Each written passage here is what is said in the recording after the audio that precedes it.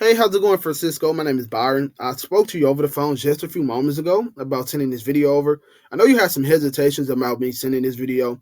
You said you had some bad experiences with marketing companies in the past, which I totally understand. It's not the first time that I've heard this.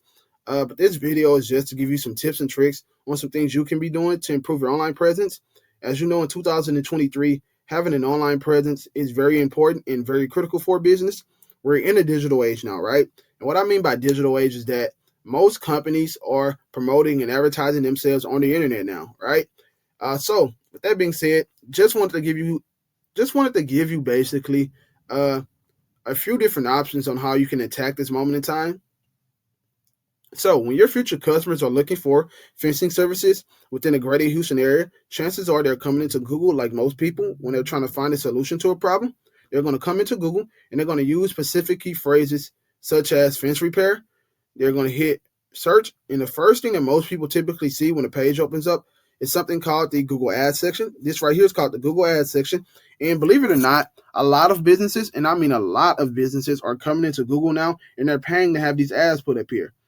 And the beauty of this section, though, is that you're only ever charged when someone clicks on this ad. So, in order for Atlas Fence Company to be charged, someone would have to click on this ad. If no one clicks on this ad, then this company will not be charged. Right below the ad section is called the Google Maps section. Right below the Google Maps section is called the organic or SEO section. And these are the three main ways that most businesses are bringing in customers now.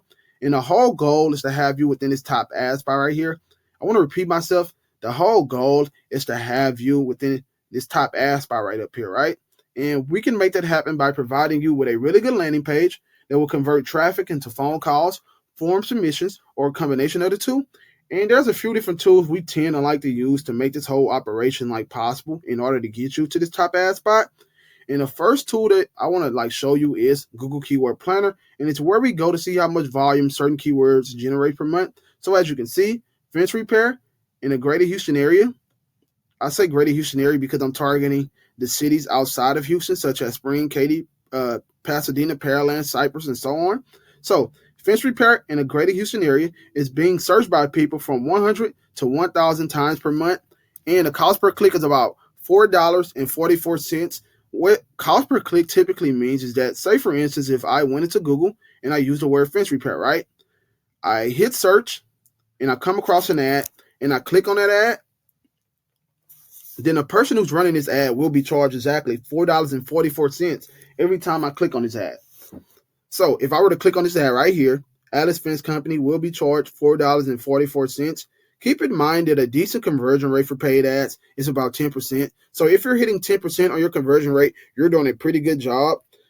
Basically, to summarize this entire section up, if you were to run an ad for let's say fence repair, you'll be maybe landing fence repair jobs for about $44.40, right?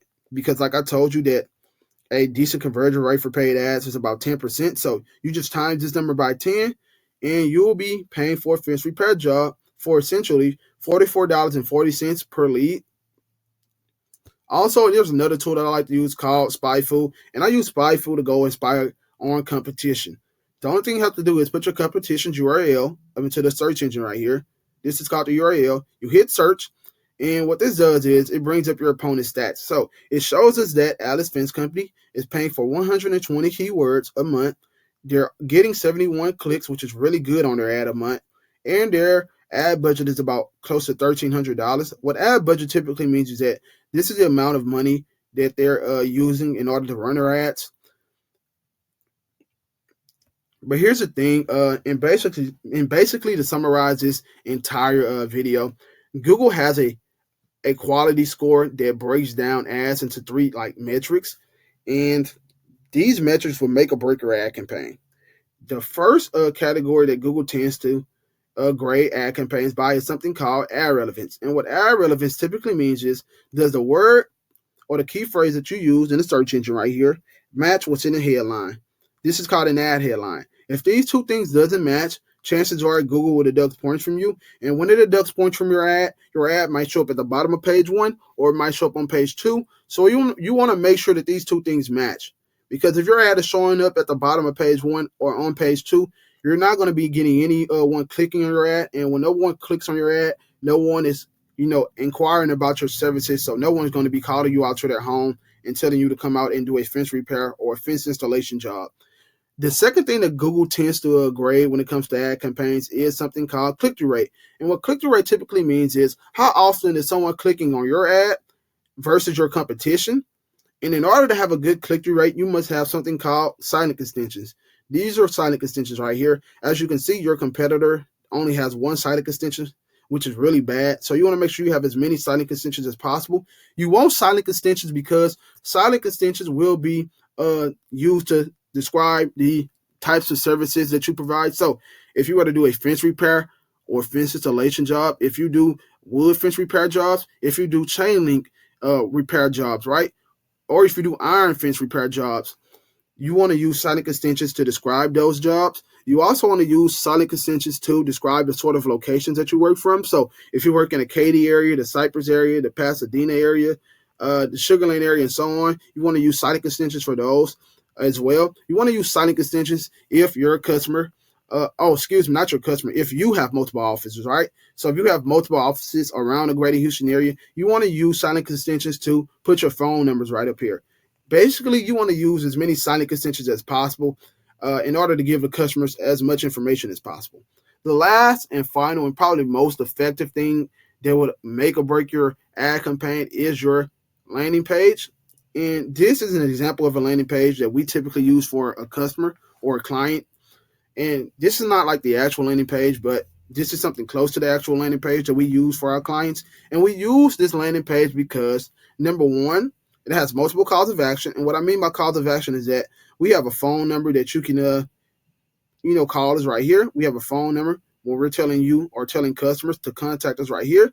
We have an email us button right here. We have a contact us button right here. We also have a get quote form right here where customers can fill out information about the type of job they want done. We also have a get quote button right here and a get quote button right here. So that's about 7 calls of action. And you want calls of action on your landing page because calls of action will be your idea of telling customers to contact you immediately, right? The more calls of action you have on your landing page, the more different options you're giving someone to contact you. And Google likes this. Google also likes for your landing pages to have something called key phrases or keywords. And what I mean by key phrases and keywords is fence installation, right? As you can see, we have fence installation right here. This is one of the specific phrases that most people tend to put into Google when they're looking for fencing companies. Also words such as fence repair, fence replacements, wood fence replacements, and so on. So you want to be sure that you have as many keywords or key phrases that you think someone would like search for in Google when they're looking for fencing companies on your landing page. The last and final thing that Google likes for landing pages to have is something called mobile responsiveness. And what I mean by mobile responsiveness is that does your landing pages work on mobile devices such as Google? Not a Google, excuse me. Well, Google can be one as well because Google has a phone number that people can call and contact you. So mobile devices such as iPhones, Androids, tablets, iPads, and so on. And you want your landing pages to be, loading up pretty fast. If your landing page is loading up pretty fast on mobile devices, chances are people are contacting you. No one's going to sit there and wait all day for your loading page or your ad to open up on their phone. So you want to be sure that your landing page is mobile responsive, right? So with that being said, now that I told you and showed you all the key things that will make or break an ad campaign, I showed you how ad relevance is important, how click-through rate is important, and how a landing page with multiple calls of action with multiple keywords and mobile responsiveness is important. You can feel free to call me at 832-388-7490. Once again, my name is Byron. I understand that you had bad experiences with marketing companies in the past, but if you're interested in this, you can give me a call at 832-388-7490. In my opinion, Google Ads will be really lucrative for you, and it's something that you can probably try, right? Once again, my name is Byron. Nice talking to you, Francisco. Have a great day. Have a blessed day.